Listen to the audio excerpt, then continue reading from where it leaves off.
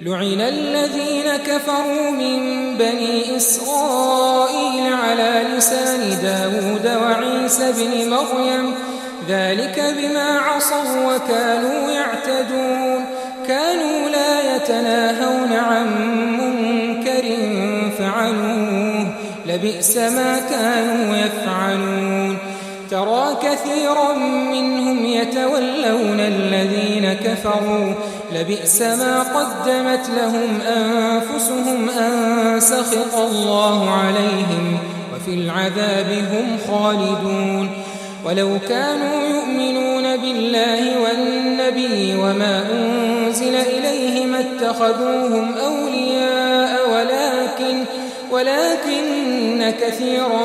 منهم فاسقون لتجدن أشد الناس عداوة للذين آمنوا اليهود والذين أشركوا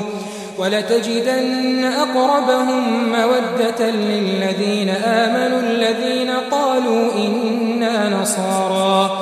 ذلك بأن منهم قسيسين ورهبانا وأنهم لا يستكبرون وإذا سمعوا ما أنزل إلى الرسول ترى أعينهم تفيض من الدمع مما عرفوا من الحق يقولون ربنا آمنا فاكتبنا مع الشاهدين وما لنا لا نؤمن بالله وما جاءنا من الحق ونطمع أن يدخلنا ربنا مع القوم الصالحين فأثابهم الله بما قالوا جنات